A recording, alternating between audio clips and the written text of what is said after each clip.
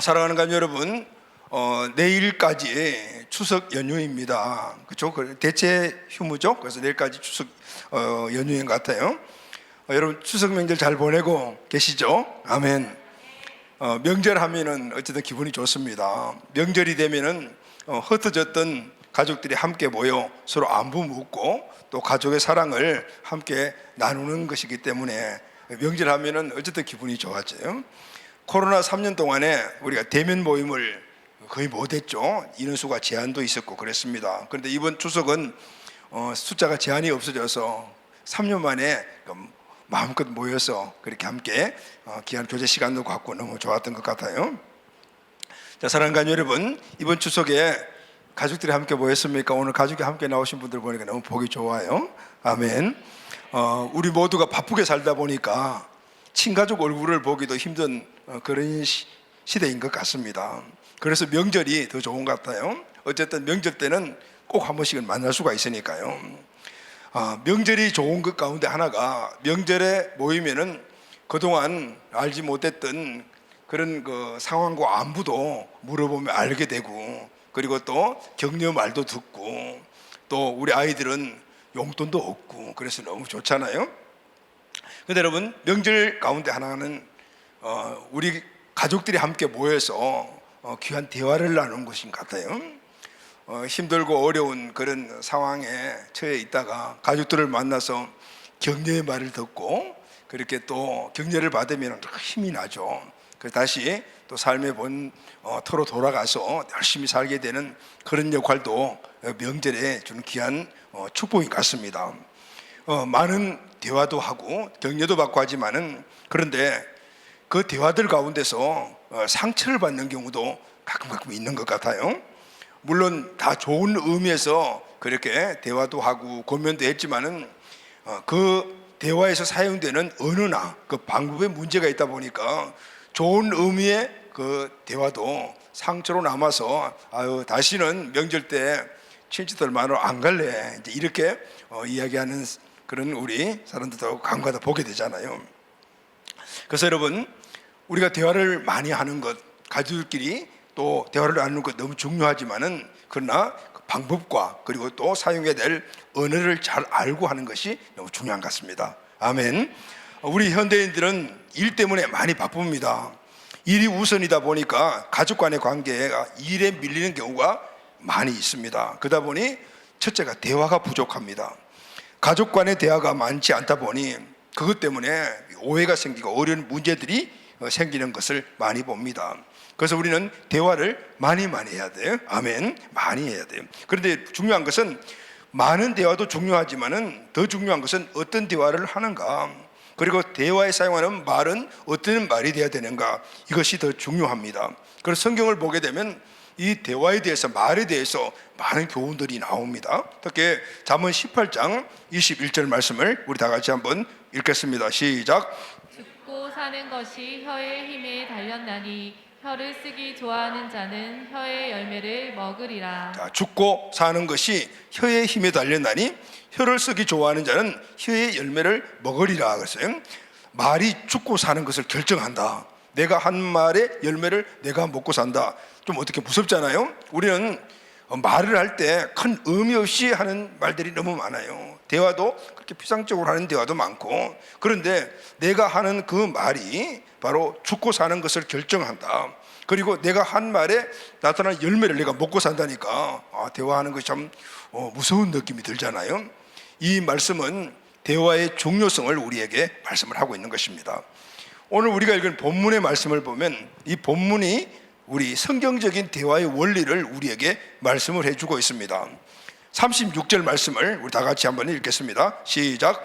한 바리새인이 예수께 자기와 함께 잡수시기를 청하니 이에 바리새인의 집에 들어가 앉으셨을 때, 한 바리새인이 예수님을 식사에 초청을 했습니다. 유대인들은 이웃을 식사에 초청하는 이 좋은 문화를 가지고 있습니다. 절대 음식을 혼자 먹는 법이 없어요.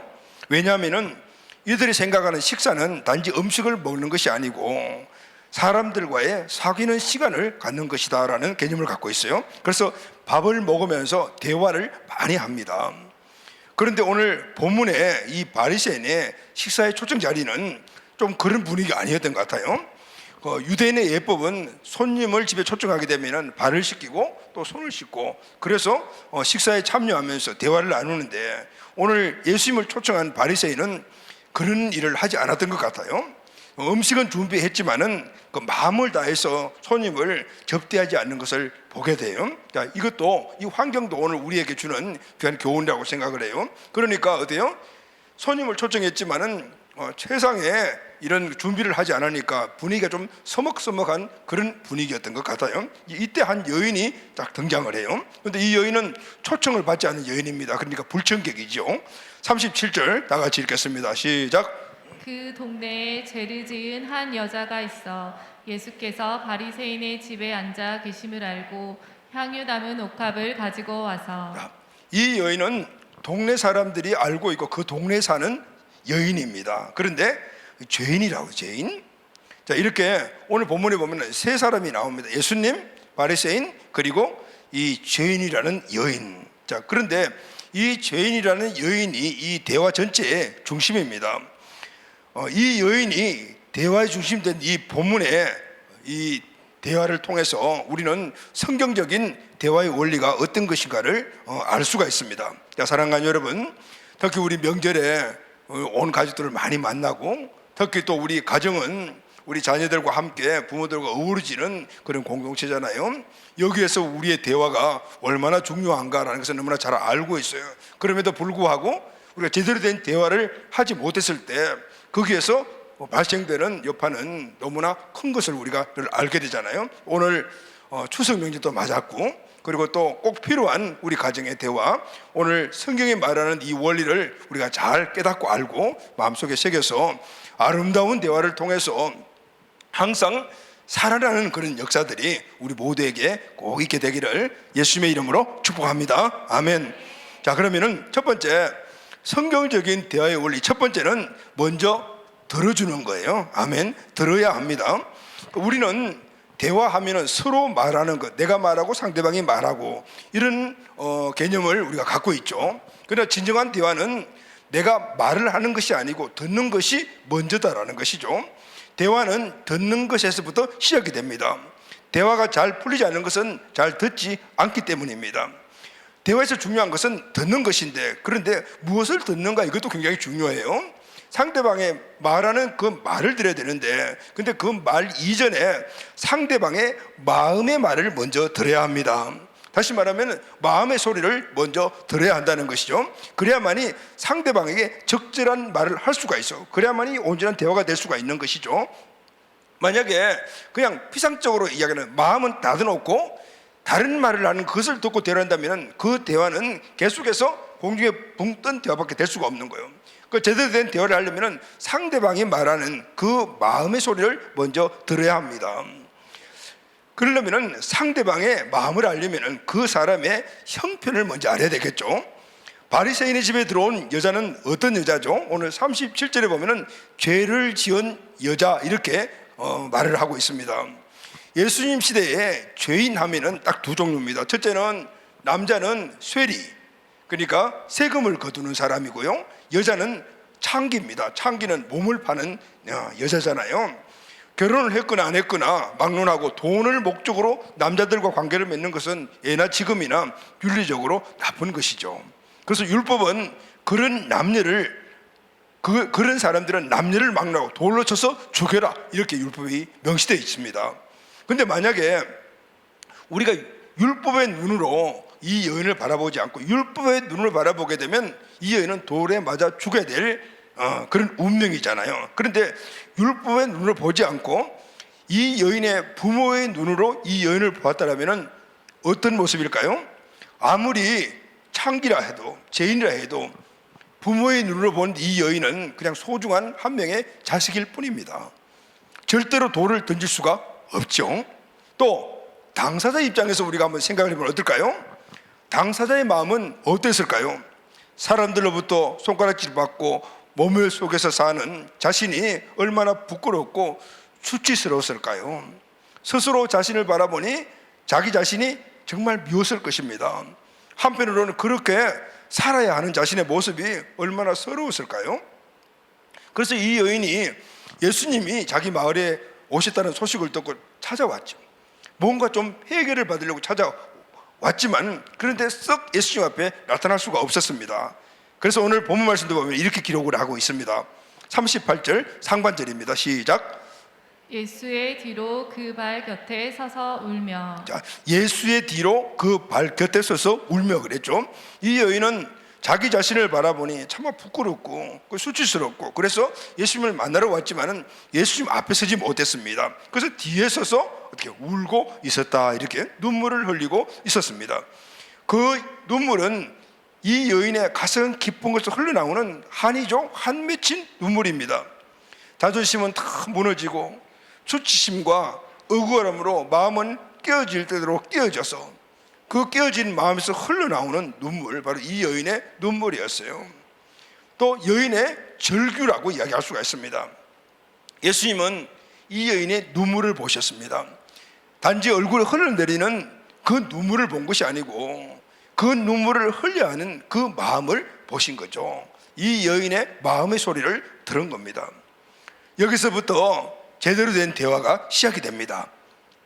지금 나하고 대화하는 사람 가운데 또 내 앞에 있는 사람 중에, 그것이 직장생활이든 가정이든 아니면 부모든 자식이든 아니면 부부든 간에, 아니면 내가 사회생활하는 직장의 동료나 윗사람 아랫사람이든 간에 문제없고 마음에 아픈 사연 없는 사람이 어디에 있겠습니까? 한 사람도 없습니다.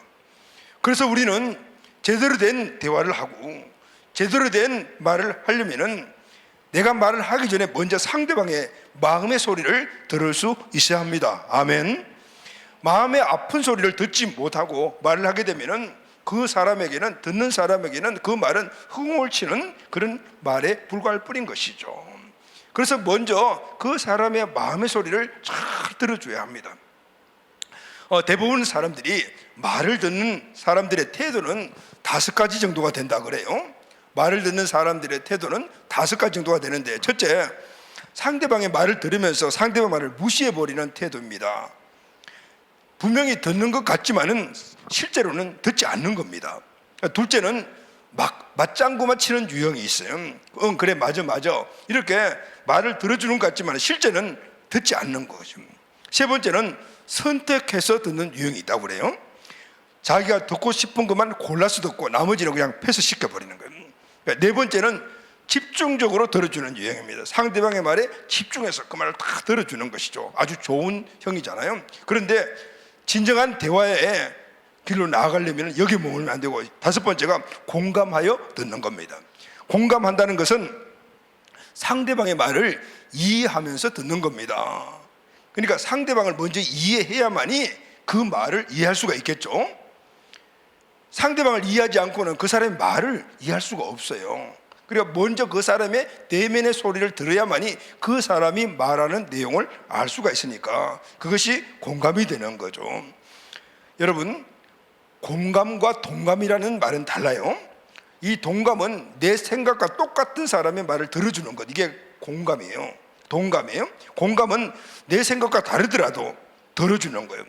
상대방을 이해하기 때문에, 상대방의 처지를 알기 때문에 그 말을 그대로 들어서 이해해 주는 거예요. 이게 바로 공감이에요.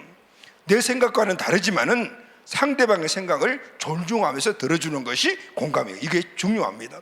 예수님의 모든 대화 방법들이 바로 다 이 공감이었어요. 예수님의 공감적 대화의 특성이 뭘까요? 몇 가지가 성경에 나와요. 이것은 예수님의 멘토링 방법이라고 이야기할 수도 있어요. 여러분, 오늘 우리가 이 예수님의 대화 방법을 마음속에 새겨야 합니다. 그리고 이 대화를 통해서 우리 가정이 살아나고, 자녀가 살아나고, 부부관계가 살아나고, 우리의 관계들이 살아나는 이런 역사가 일어나요. 할렐루야, 아멘. 자, 예수님이 공감하는 이 대화의 특징은 첫 번째가 긍정입니다. 모든 상황들을 긍정으로 받아들였던, 예수님은 항상 긍정만 말씀을 하셨습니다. 누구에게나 부정이 아닌 긍정의 말을 하셨습니다. 베드로는 가방끈이 짧은 사람이었습니다. 그런데 베드로를 보고 너는 무식하다라고 하지 않고 너는 반석이다라고 했어요. 그리고 내성적이고 영적으로 예민한 요한에게는 너 왜 변덕이 그렇게 심하니? 이렇게 말하지 않고 하늘의 우레소리와 같구나 이렇게 말했습니다. 무화과나무 아래에 앉아 있었던 나다니엘에게는 너는 소심하구나 라고 말씀하지 않고 간사한 것이 없구나 이렇게 말씀을 하셨어요. 남편이 5명이나 있었던 수가성 여인에게는 너는 부정한 여인이구나 이렇게 말씀하시지 않고 인생의 갈증이 많은 여인이구나 이렇게 말씀을 하셨어요. 오늘 본문에 죄를 짓는 이 창기인 여인에게 죄 지은 여자라고 말씀하지 않았죠? 어떻게 말씀을 하셨습니까? 47절에 보면은 죄는 많지만 하나님의 사랑을 많이 받을 여자라고 했어요. 여러분, 우리가 죄가 크면 클수록 죄사함을 받은 사람들은 하나님 사랑을 크게 받은 거잖아요. 그 말씀을 하신 겁니다. 다 긍정의 말씀이에요. 상대방을 긍정으로 보아야만이 상대방의 대화도 제대로 시작이 되는 것을 알 수가 있어요. 그래서 예수님의 대화는 항상 결론이 나는 대화였어요. 두 번째, 예수님의 이 공감적 대화의 특성은 현재형입니다. 예수님은 항상 현재형으로 말씀을 하십니다. 창기 여인을 바라보는 예수님의 관점과 바리새인들의 관점이 달라요. 근본적인 차이가 있습니다. 바리새인은 여인의 과거를 보고 여인을 판단을 했어요. 예수님은 이 여인의 현재를 보고 말씀을 하셨습니다. 바리새인은 여인의 과거를 보니까 과거에 그 여인이 뭐죠? 창기잖아요. 그러니까 죄인입니다. 예수님 지금 현재 눈물을 흘리고 있는 이 불쌍한 여인을 보셨어요. 그래서 여인의 모든 것들이 공감이 되었습니다. 그러니까 여인은 하나님의 사랑을 많이 받아야 할 여인이구나. 그러니 미래가 보이죠? 뭐죠 여러분? 제사함을 받은 여인이에요. 할렐루야. 아멘. 현재형으로 받아요. 과거형으로 보지 않고. 자, 여러분, 우리 어린이, 청소년 또 청년들까지 합해 다음 세대를 보게 되면은 참 얘가 앞으로 어떻게 될까 그렇게 보이는 그런 친구들이 많이 있어요. 특히 우리 청춘들 보게 되면은 이때는 장난이 아닌 시기잖아요. 특히 우리 중딩이들은 더 할 때거든요. 공부도 안 하지, 맨날 여학생들은 그냥 빨갛게 화장만 해갖고 다니지, 맨날 핸드폰 들고 살지, 이런 걸 볼 때 부모님들은 복장이 막 터지잖아요. 근데 여러분, 현재를 보면은 지금 이들이 하고 있는 그 상황들을 보면은 분명히 정말 화도 나고 터지만은, 그러나 이 아이들이 앞으로 미래에 대한 부분들을 우리가 바라보게 될 때는 달라지게 되는 거죠. 그 미래가 뭡니까? 지금 현재 이 모습이라 하더라도 하나님께서 이 아이를 만져주시고, 아멘, 이 아이에게 말씀과 비전을 심어주시게 되면은 복된 존재가 되는 거죠. 보는 관점에 달라서 모든 거 달라지는, 우리 어린이, 청소년, 청년, 다음 세대 사역자들은 오늘 예수님의 이 멘토링의 방법을 확실하게 쥐고 계셔야 돼요. 할렐루야, 아멘. 믿음대로, 생각대로 되는 거예요. 아멘. 오늘 이 사실은 사역자뿐만 아니라 우리 부모님들입니다. 우리 부모님들이 자녀들을 바라볼 때 어떤 기대에 지금 현실적으로 미치지 못한 삶을 살고 있다 하더라도 그건 과거예요. 지금 이 아이가 하나님을 만나고 하나님의 주신 말씀대로 살아가고 그 말씀을 붙잡고 비전을 품게 되면 성공자가 되는 거예요. 할렐루야, 아멘. 자, 예수님의 공감적인 대화의 특징의 세 번째는 개인적입니다. 예수님은 사람들을 항상 개인적으로 대했습니다. 상대방을 한 사람 한 사람 개인적으로 보았어요. 그래서 그 한 개인에게 집중, 그 한 개인만 보아야지 그 사람이 집중을 하지, 둘이 뭉실하게 많은 사람들을 한 건에 보게 되면 개인적으로 도와줄 수가 없는 거죠. 예수님은 수많은 사람들이 따라다녔지만 그러나 그 수많은 사람들이 다 한꺼번에 무리로 본 것이 아니고 그 한 사람을 한 사람 한 사람씩 다 보았단 말이에요. 다른 것을 보지 않고 그 한 사람에게 관심을 두었다 그 말입니다. 지금 앞에 있는 그 사람에만 집중하는 것이 좋은 대화예요.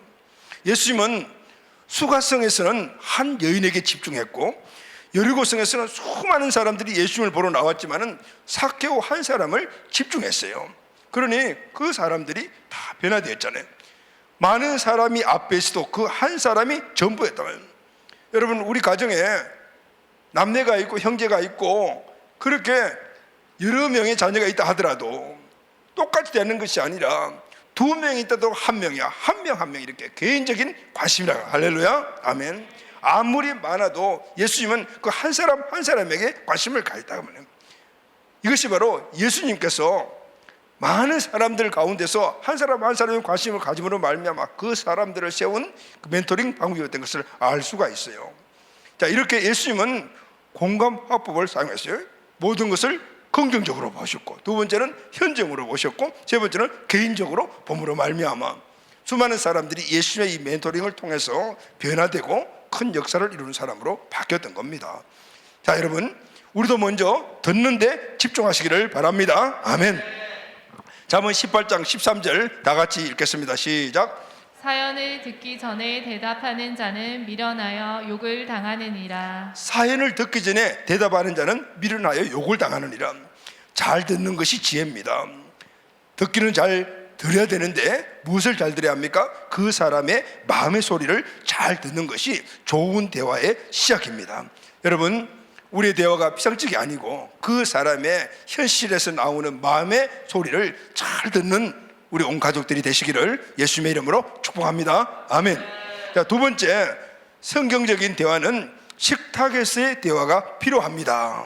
식탁에서의 대화가 필요합니다. 본문의 말씀은 한 바리새인이 예수님을 식사 자리로, 즉 식탁으로 초청하는 것부터 시작이 되죠. 대화가 일어나는 현장이 바로 식탁입니다. 자, 누가복음 7장 36절을 우리 다 같이 한번 큰 소리로 읽겠습니다. 시작. 한 바리새인이 예수께 자기와 함께 잡수시기를 청하니 이에 바리새인의 집에 들어가 앉으셨을 때. 아멘. 한 바리새인이 예수께 자기와 함께 잡수기를 청하니 이에 바리새인의 집에 들어가 앉을 때, 손님을 초청하거나 찾아온 손님을 접대하는 것은 중동 문화의 특징이라고 말씀드렸죠. 아마 이런 그 좋은 그 문화적 특징은 이들이 원래 유목민이었잖아요. 그러니까 유목민 시절에 양을 치며 그렇게 광야에서 아니면 들판에서 양을 칠 때 그때 찾아온 손님들을 접대했던 그런 풍속들이 지금 그렇게 이루어졌다라고 그렇게 이야기해요. 인적 없는 들에서 양을 치는 유목민들에게 손님은 너무나 귀중합니다. 그렇게 좋을 수가 없죠.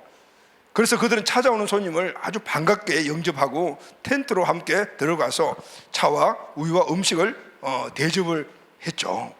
지금도 몽골에 가게 되면은 이런 모습들이 그냥 그대로 있더라고요. 몽골 가게 되면 몽골은 그 평원이 정말 끝이 보이지 않잖아요. 그리고 울란바토르에서 시작을 해서 중국 그리고 또 러시아로 가는 그 길이 고속도로라고 하는데, 그런데 실제 우리 국도만도 못 하잖아요.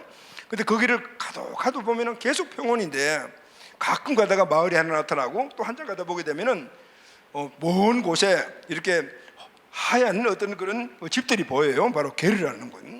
여기에 유목민들이 그 목축을 하면서 거기에 거주했는데, 또 거기에 풀을 다 먹게 또 옮기고 하잖아요. 그리고 자기 가족들 외에는 하루 종일 볼 사람들이 없는 거죠. 그래서 손님이 찾아가면은 정말 환대해 줍니다. 그 길에 차를 세워놓고 이제 가이드가 항상 조그만 선물을 준비해서 그게 방문 준비를 해주세요라고 해요. 선물을 좀 준비해서 가면은 너무 좋아.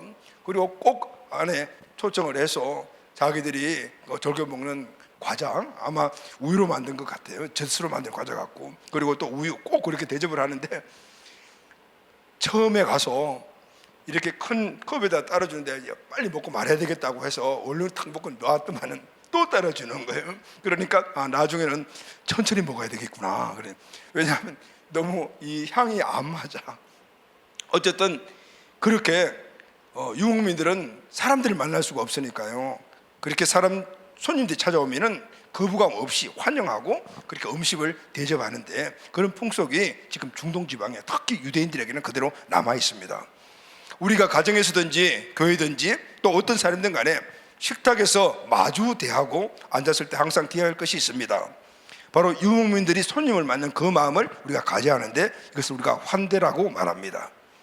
유목민들은 손님과 식탁에서 밥만 먹는 것이 아닙니다. 손님을 정말 하나님처럼 대접을 합니다. 그래서 식탁의 이 기본 정신은 환대죠. 환대는 친절한 것만 안 해요. 나그네 같은 나를 귀중한 손님으로 영접해 주는 것입니다. 그래서 여러분, 우리가 가정에서도 그리고 우리 어떤 모임에서도 이런 식탁을 가질 때 이런 정신들이 우리에게 필요한 거죠. 프랑스에 가면은 떼제 공동체라는 공동체가 있어요. 사람들이 함께 모여서 이 공동생활을 하는 그런 공동체인데 유명한 공동체입니다. 그 공동체, 떼제 공동체에 들어가는 입구에 현관에, 현판에 이런 글씨가 쓰여져 있다고 합니다. 오늘 내가 만난 사람은 그리스도시다. 만남의 중요성을 이야기하는 거죠. 우리는 우연히 그냥 앉아서 밥 먹는 그런 존재, 그 관계가 아니고 특별한 만남을 하나님이 해 주셨다. 내가 섬기는 이 사람이 하나님이 보내신 그리스도가 될 수가 있다. 이게 바로 식탁의 축복의 자라는 거죠. 이런 의미에서 우리가 식탁을 베풀 때 우리 사랑하는 아이들 또 우리의 관계들 어떻게 우리가 보게 되겠습니까? 당연히 다른 모습으로 보여지게 되겠죠. 이 식탁은 자라는 우리 아이들에게 축복의 자리입니다. 아이들은 식탁에서 가장 많은 것을 배운다고 합니다. 하버드 대학교 연구팀이 연구한 내용인데 3살 먹은 아이가 1년에 책을 통해 배우는 단어가 약 140개 정도가 되더라고요. 그런데 가족들과 함께 식사 자리에서 배우는 단어가 1000개가 넘는다고 해요. 이것이 우리가 식사할 때 대화를 많이 해야 될 이유다라고 그렇게 말합니다. 가족이 함께 식탁에 둘러앉아서 식사하는 가정의 자녀들이 언어 능력, 대화 능력, 독해 능력이 훨씬 뛰어나다고 합니다. 미국 콜롬비아 대학의 연구팀이 일주일에 5회 이상 가족들과 함께 식사하는 10대 청소년들과 그 전 가정의 청소년들 비교를 했는데 가족들이 함께 자주 만나서 식사를 하고 대화하는 청소년들이 상대보다 월등하게 우수했다 그래요. 그럴 수밖에 없는 것이 식사 때 밥만 먹는 것이 아니고 대화하고 가족들과 함께 모든 것들을 배워나가기 때문이라고 합니다. 이 식탁 대화 문화가 가장 발달한 민족이 유대인들입니다. 유대인들은 거의 혼자 식사하지 않습니다. 대부분 가족과 함께 식사를 해요. 가정은 물론이고 식당, 호텔 등에 가보면 대부분 가족들이 함께 식사하는 것을 볼 수가 있습니다. 할아버지, 아버지 항상 가운데 앉아요. 가장의 자리가 항상 중앙이 돼요. 어린아이들은 어른들과 함께 식사를 함으로써 자신이 가족의 구성임을 자랑스럽게 깨닫는 계기가 자연스럽게 만들어집니다. 어른들의 말과 생각을 그 식탁에서 듣고 자라기 때문에 지능이 빨리 발달하고 인격도 빨리 형성이 된다고 해요. 예를 들면 그래요. 나이 많은 할아버지는 전쟁을 경험을 했어요. 전쟁 이야기를 듣는 거죠. 지금 삼촌은 삼성전자 다니면서 스마트폰을 만들고 있다면 스마트폰에 대해서 이야기를 들을 수가 있는 거예요. 그 식탁 자리가 다 이렇게 어울려지는 거예요. 모든 이야기를 다 들을 수 있는 곳이 식탁 자리예요. 그리고 질문도 마음대로 할 수가 있어요. 우리나라 문화는 좀 다르죠. 아이들이 밥 먹을 때 할아버지나 아버지에게 질문한다는 것은 그 용납이 예전에 안 됐어요. 그런데 유대인들은 이 질문을 하도록 용납을 해요. 할아버지, 아버지, 삼촌 이야기를 듣고 질문하면서 모든 사람들과의 대화를 하는 법을 배우게 돼요. 그러니까 사회에 나가더라도 사회생활을 하는데 나이 많은 사람이나 아니면은 나이가 비슷한 사람이나 간에 대화에서 두려움이 없는 거죠. 유대인은 어릴 때부터 이렇게 식탁에서 대화, 토론을 배운다 그래요. 그러면은 아무렇게나 막 이야기하고 질문하고 그렇게 식탁에서 대화를 배우는가 그렇지 않다고 합니다. 유대인들의 이 식탁 대화에는 원칙이 있습니다. 첫 번째가 항상 연장자가 먼저 발언한다. 두 번째는 다른 사람들의 이야기 도중에 절대로 끼어들지 않는다. 세 번째는 말하기 전에 먼저 깊이 생각하고 말을 한다. 네 번째는 대답할 때 당황하거나 서두르지 않는다. 다섯째, 대답은 짧게 하고 질문은 많이 한다. 여섯째, 처음 할 이야기와 나중 할 이야기를 잘 구별한다. 일곱째, 알지 못하고 말했거나 잘못 말한 것을 솔직하게 인정을 한다. 그러니까 아이들도 식탁에서 그냥 앉아서 막 생각나는 대로 이야기하는 것이 아니고 이런 상황을 가지고 어떻게 오늘 식탁에서는 삼촌에게 뭘 좀 물어봐야 되겠다. 이모에게는 뭘 물어 이런 생각을 하고 나오는 거예요. 그런데 이미 식탁에서 일어나는 대화 이전에 준비하고 나오는 것들 볼 수가 있잖아요. 만약에 이런 원칙들을 지키지 않으면 아주 강하게 꾸짖음을 해서 그래 바꾸도록 만든다고 그래요. 우리도 가족과 함께 식탁에 앉아서 대화하는 법을 배워야 합니다. 예전에는 우리가 대가족 제도였잖아요. 가정에 할아버지 또 아버지 뭐 삼촌들하고 같이 밥을 먹는 것들이 대가족 대회에서 흔히 있었던 일인데, 요즘은 이제 가족들이 다 뿔뿔이 얻어지면서 이런 것들이 없고 가족들이 함께 모여서 밥을 먹는 것도 정말 어려워요. 그렇습니다. 가족이 함께 식탁에 앉아서 밥을 먹으면 가족이 화목해집니다. 대화하는 법도 배웁니다. 애질도 배우죠. 어른들의 생각을 알게 되니 지금 내 삶을 점검할 수 있어서 잘못된 길을 가는 것도 막아줍니다. 어릴 때는 어른들에게 말을 배우고 성장하면서는 어른들의 생각을 배우게 되는 것이 바로 식탁의 자리거든요. 따로따로 모여가지고 그렇게 이야기를 한다면 그건 잔소리가 되고 꾸지람이 되어버리고, 그러니까 그것들이 다음 세대 아이들에게 싫어하는 것이 되지만 밥을 먹는 자리에서 일어나는 일들을 자연스럽게 일어나기 때문에 자연스럽게 들으면서 이게 내가 잘못 생각하고 있네, 내가 잘못 행동하는, 이런 걸 깨닫게 되는 장소라 그 말이에요. 요즘 젊은이들이 공동체 생활이나 사회생활을 어려워하는 이유가 여러 가지가 있겠지만 그 중에 하나가 지금 우리나라의 이 식탁 문화의 부재 때문이라고 말을 할 수가 있습니다. 온 가족과 함께 식탁에 앉아 그렇게 밥을 먹는 날이 거의 없어요. 식탁은 축소된 사회라고 할 수 있어요. 그 작은 사회입니다. 왜냐하면 거기에 다양한 사람들이 다 모여 있으니까. 그런데 그 모여 있는 사람들이 오늘 나를 용납해 주는 사람이니까, 서로 용납하는 사람들이니까 거기에서는 실수도 용납이 되는 거니까.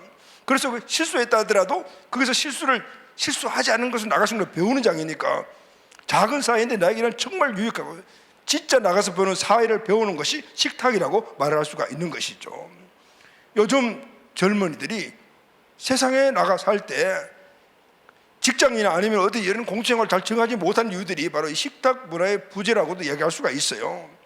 아무 곳에서나 화를 벌컥벌컥 내고 버럭버럭 소리지는 그런 사람들이 있어요. 대화 상대가 누군가 상관없이 막 끼어들어서 그렇게 말을 막 가르치면서 그렇게 이야기하는 사람들이 있고, 어른들이 이 사람이 말을 하는데 반말로 대꾸하는 사람들이 있어요. 그런데 그것이 잘못된 것이라는 걸 모른단 말이죠. 왜냐하면 배우지 않았기 때문에, 경험해보지 않았기 때문에. 이런 사람들은 어릴 때 어른들과 함께 식탁 식사를 하지 않은 사람들이에요. 식탁에서 밥 먹는 모습들을 보게 되면은 이 사람이 식탁 이 문화에서 교육을 받은 사람인가 아닌가를 알 수가 있거든요. 이런 것들이 세상에서 나가 살 때 다양한 사람들과 만남 속에서 그 사람을 평가하는 하나의 또 수단이 되어버리는 거예요.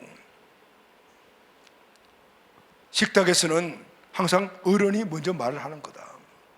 어른이 말할 때는 조용히 듣는 거다. 이런 것들을 배우지 않고 그 보지 않았으면 모르는 거예요. 아니 밥 먹는 건데 자기도 사람 나도 사람인데 배고프면 먼저 먹는 거지 뭐. 요즘 대부분 사람들이 그렇게 생각해요. 식사하러 자주 초청을 받아서 나가잖아요. 목회자니까. 그런 데서 그런 분들을 면면이 많이 보게 되는 거예요. 식탁에서는 사회 예절을 배우는 거예요. 그래서 식탁이 예절 학교라면 이런 것들을 크게 중요하게 여기는 것이 바로 유대인들인 거예요. 그래서 식탁에서 모든 교육을 다 시키는 거예요. 학교 가서 공부를 하면서 지식을 습득하지만은 그러나 세상에 살아가는 삶의 지혜는 식탁에서 다 배우는 거예요. 여러분 지식만 가지고 성공적인 삶을 살아갈 수 있나요? 아니요. 지혜로워야 되거든요.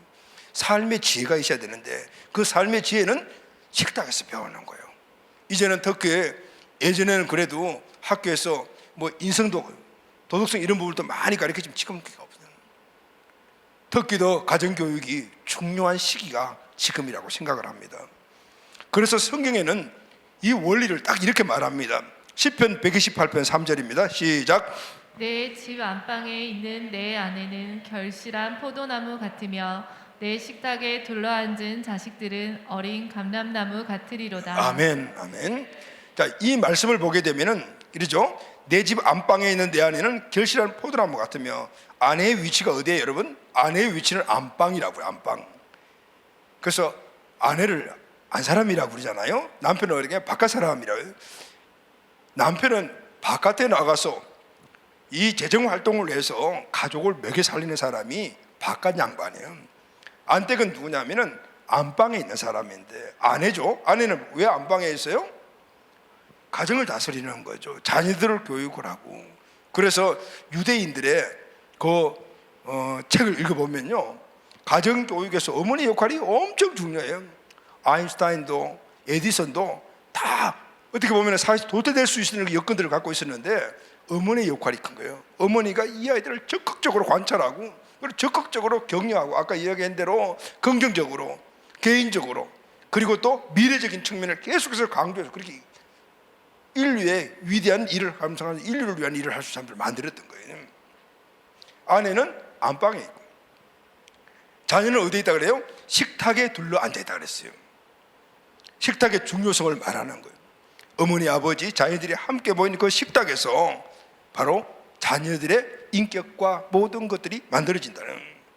사랑하는 여러분, 자, 원래 우리 추석 명절을 맞고 또 이 말씀을 통해서 우리가 한번 도전을 얻읍시다. 우리 온 가족들이 함께 꼭 둘러앉는 이런 회복이 우리 가정에 일어나게 되기를 예수님의 이름으로 축원합니다. 아멘. 자, 마지막으로 세 번째 성경이 대의 원리는 살리는 말을 해야 합니다. 먼저 마음에 듣는 소리 중요하죠. 두 번째는 식탁 교육이 중요하다 그랬죠. 그러면은 대화를 많이 해야 되는데 무슨 말을 많이 해야 되는 게 이게 중요하죠. 본문을 보면은 불쑥 나타난 불청객 여인에게 예수님께서 이렇게 말씀을 하십니다. 이 말씀이 대화의 오늘 끝말이기도 합니다. 50절이죠. 우리 다 같이 큰 소리로 한번 읽겠습니다. 시작. 예수께서 여자에게 이르시되 내 믿음이 너를 구원하였으니 평안히 가라 하시느니라. 아멘. 자, 예수님께서는 이 여인에게 너는 죄인이라는 말씀을 하지 않았어요. 그리고 그 말씀을 듣고 이 여인의 행동과 마음의 소리를 듣고 그리고 결론으로 이 말씀을 하신 거예요. 예수께서 여자에게 이르시되 내 믿음이 너를 구원하였으니 평안히 가라 하시니라. 이 말씀은 본문에서 예수님이 여인에게 하신 유일한 한 말씀이에요. 그런데 예수님이 하신 이 유일한 한마디가 이 여인이 어디에 축복과 구원을 선포하는 말씀이었어요. 이로 인해서 여인의 영혼이 살아났습니다. 할렐루야. 아멘. 말을 많이 하는 것도 중요하지만은 그러나 말을 많이 한다는 것이 다 좋은 건 아니에요. 중요한 것은 말을 많이 하든 적게 하든 간에 그 말의 내용이 사람을 살리는 말을 해요. 할렐루야. 아멘. 사람을 살리는 말을 해야만이 그 말이 좋은 말인 거죠. 오늘 이 여인은 예수님이 딱 한마디 하셨는데 이 말씀을 통해서 이 여인이 살아난 거예요. 여러분, 말에는요, 물론 그것이 문자일 수도 있겠지만 살리는 말과 죽이는 말이 있어요. 우리는 살리는 말을 해야 돼요. 예수님의 모든 말들이 살리는 말씀이에요. 요즘 사회 이슈가 되는 SNS 사용되는 말들이 많잖아요. 다 문자로 이루어지는 그런 말들이 많잖아요. 사이버 언어잖아요. 그런데 이 언어가 폭력화되어서 사회적인 문제가 지금 심각하게 되고 있는 걸 잘 아시죠? 본래 좋은 목적을 위해서 만들어졌는데 아주 폭력이 되어버렸어요. 그래서 사람들에게 상처를 주는 그런 언어들로 바뀌어버렸어요. 소위 말하는 악플들이잖아요. 아니면 말고 근거 없는 말을 막 쏟아놓는데요. 이 악플들 때문에 연예인들이 그리고 많은 사람들이 우울증 걸리고 정신병 걸리고 스스로 목숨을 끊는 사람들까지 나온 경우를 봅니다. 이 사이버 언어의 확산은 엄청나게 빨라요. 문자로 기록되었기 때문에 지우기 전에 그냥 남아있고 아무 사람이나 쭉 긁어가지고 또 다른 사람들이 갖다가 나를 수가 있는 거죠. 그러다 보니까 그 생각에 동조하는 무리들이 함께 한 집단을 이루어서 막 맹폭격을 상대방이 하니까 그 맹폭격을 받은 사람들 정신이 완전 혼미스러워져요. 집단으로 공격을 받으니까 이제 명예훼손으로 고소를 하고 이런 것들이 주고받고 하다 보니까 사이가 어지러워지고 양분화되고 서로 불신하는 사이로 바뀌어지는 이런 모습들이잖아요. 하나님을 믿는 사람들은 절대로 온라인상에서 이런 험담, 비방 이런 말들 하면 안 됩니다. 온라인뿐만 아니라 어떤 상황 속에서도 이런 혼담이나 비방이나 그 사람을 죽이는 말을 하면 안 되는 거예요. 식탁에서 우리가 해야 될 말이 바로 이 말인 거예요. 살리는 말만 해야 돼요. 식탁에는 우리 자녀들의 교육의 현장이라면 우리 자녀들을 살리는 말이 그곳에 있나야 돼요. 관계가 좋게 만드는 그런 살리는 생명의 언어가 그곳에 일어나야 돼요. 그래야만이 오늘 가정이 살고 우리 자녀들이 살고 내 삶이 살고 우리 공동체가 살고 우리의 모든 환경에서 살아나는 역사가 일어납니다. 할렐루야, 아멘. 레위기 19장 12절 말씀을 보면은 이 말에 대해서, 이런 사람을 죽이는 말에 대해서 굉장히 강조를 하고 있어요. 다 같이 읽겠습니다. 시작. 너는 내 백성 중에 돌아다니며 사람을 비방하지 말며 내 이웃의 피를 흘려 이익을 도모하지 말라. 나는 여호와니라. 여러분, 여기 보면 비방하다라는 말이 있잖아요. 비방하지 말라라는 말은 쓸데없는 말로 사람들에게 상처를 주지 말아라, 이런 뜻이에요. 쓸데없는 말을 가지고 사람들의 마음에 상처를 주는 거예요. 그런데 이런 사람들에게 돌아다니면서, 백성 중에 돌아다니며 사람을 비방하지 말라거든. 이 다른 사람들 흠당하고 비방하는 사람들 참 바빠요. 이 사람이 가서 흠당하고 지정하고 계속 돌아다니면서 살아요. 하지 말라라고 강력하게 말씀을 하고 있는 거예요. 왜냐하면 오늘 이 비방과 흠당, 레위기에서 말하는 이스라엘 공동체 모든 백성이 한 말은, 이 비방과 흠당은 공동체를 와해시켜버리기 때문에, 공동체를, 에레미야 9장 8절 상반절은 그들의 혀는 죽이는 화살이라. 이 비방하는 말은 사람을 죽이는 화살과 같다라고 그래요. 혀로 하는 말이 사람을 죽이는 화살 같다니까 얼마나 무섭습니까? 그래서 우리는 항상 살리는 말에, 예수님처럼 살리는 말을 해야 합니다. 비방, 비판, 중상, 험담 다 죽이는 말이에요. 반대로 칭찬, 격려, 예수님의 말씀을 그대로 전하는 것, 이 모든 것들은 다 살리는 거죠. 우리 식탁에서 우리 가족들끼리 서로 많이 해야 될 일은 비방이나 아니면 험담이나 아니면 죽이는 언어가 아니고 격려하고 세우고 긍정적인 이 말들을 통해서 식탁에서 밥 먹고 일어나면은 어떤 살아나는 역사가 일어나야 돼. 할렐루야. 힘을 얻는 역사가 일어나야 되는 거죠. 테레사 수녀님 잘 아시잖아요. 생전에 가까이 측근에 있는 사람인데 늘 테레사 수님을 찾아와서 다른 사람들을 험담하고 비방을 자주 하는 것이죠. 그것도 어느 날 와서 막 비방하고 험담을 하면서, 여러분, 비방 험담하는 사람들의 주특기가 뭐냐면은 그것을 자기 세력으로 만드는 거죠. 너도 똑같지? 내 생각하고 똑같지? 이렇게 만드는 거잖아요. 아마 그런 부분들을 테레사 수님이 요구했던 것 같아요. 그러니까 테레사 수님이 이렇게 이야기를 했습니다. 항상 하늘만을 쳐다보고 사는 사람은 다른 사람을 쳐다볼 시간이 없습니다. 참 맞는 말 같아요. 정말 할 일이 없으니까 쓸데없는 말들을 하고 다니는 거예요. 내 할 일도 바쁜데 어떻게 다른 사람들의 모습들을 그렇게 세밀하게 관찰해서 그걸 하나하나 그렇게 험담 비방할 수 있냐, 그 말이에요. 여러분, 험담은 사람을 죽이는 거예요. 비방은 사람을 죽이는 겁니다. 아우, 뒷담화 하면 얼마나 재밌어요, 목사님. 정말 밥을 안 먹어도 재미있어요. 그렇게 여러분들 얘기하는 사람들 많잖아요. 사회생활 하는 분들은 예전에 그런 이야기를 했어요. 퇴근해가지고 동료들끼리 모여가지고 과장, 부장 안주 삼아 씹어 먹으면 너무 맛있어요, 막 이렇게 이야기들을 막 하잖아요. 그런데 여러분, 우리는 이 사실이 주변에 있는 사람들에게 얼마나 영향을 끼친다는 걸 알아야 돼요. 유대인들의 그 책을 보면요, 이런 이야기가 나와요. 유대인들은 아이들을 이제 집에서 키우잖아요. 그리고 이제 첫 번째로 사회에 나가는 그 시점 있잖아요. 그게 어디죠, 여러분? 어린이집이나 아니면 유치원에 가잖아요. 처음으로 이 아이가, 우리 집 아이가 이제 세상에 나가는 거죠. 다른 사람들을 만나는 거죠. 부모와 그리고 또 가족들 외를 만나죠. 그때 나아가는 그날 부모는 이 아이를 앉혀놓고 계속 이 아이가 이해할 때까지 이야기하는 내용이 있다 그래요. 그게 뭐냐면, 첫 번째는 네가 오늘부터 나가는 우리 가족들 외에 유치원에 가면 선생님도 만나고 아이들도 만난다. 근데 그 아이와 선생님들 모두가 우리 가족이다. 그래서 여러분, 유대인들은 지금도 국가 공동체, 가족 공동체입니다. 부모들의 교육이에요. 그리고 두 번째는 그 아이들, 선생님들을 만나면 네 마음에 드는 사람도 있고 들지 않는 사람도 있고 네가 힘들게 만난 사람도 있을 것인데 절대 그 사람들을 험담하거나 비방하지 말아라. 철저하게 가르친대요. 이해할 때까지. 왜냐하면 살인은 한 사람을 죽이는 거다. 그런데 험담과 비방은 세 사람을 죽이는 것이다. 첫째, 말하는 사람이 죽는다.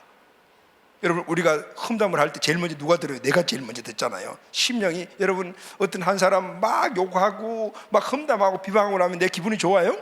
기분 안 좋아요. 이런 것들이 쌓이게 되면은 그것이 내 안에서 골마 터지는 거죠.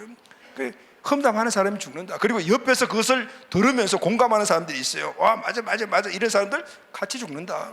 그리고 세 번째는 그것을 듣는 사람이 죽는다. 그러니까 험담과 비방은 절대 하면 안 된다. 유대인들이 처음 사회생활하러 나가는 아이에게 가르치는 교훈이라 그래요. 그게 바로 성경적인 교훈이에요. 왜냐하면 첫 번째 이야기했던 국가 전체가 공동체 가족인데 그 사람들을 비방하고 헐뜯고 그리고 죽이는 하면은 공동체, 우리 이스라엘 전체가 깨어지는 것이다. 우리 가정도 마찬가지입니다. 교회도 마찬가지입니다. 우리 직장도 마찬가지고 우리 사업체도 마찬가지고 우리 셀도 마찬가지입니다. 험담과 비방은 공동체 전체를 와해시키는 거예요. 우리 가정을 와해시키는 거예요. 살리는 언어만 해야 돼. 할렐루야, 아멘. 그래서 성경 여러 곳에 살리는 언어를 하라고 강조를 하고 있어요. 잠언 13장 3절 시작. 입을 지키는 자는 자기의 생명을 보존하나 이수를 크게 벌리는 자에게는 멸망이 오느니라. 사도 바울도 말합니다. 에베소서 5장 3, 4절 시작. 음행과 온갖 더러운 것과 탐욕은 너희 중에서 그 이름조차 부르지 말라. 이는 성도에게 마땅한 말이라. 누추함과 어리석은 말이나 희롱의 말이 마땅치 않으니 오히려 감사하는 말을. 할렐루야, 아멘. 감사, 그리고 또 믿음의 말, 그리고 또 긍정적인 말, 이 모든 것들을 살리는 언어입니다.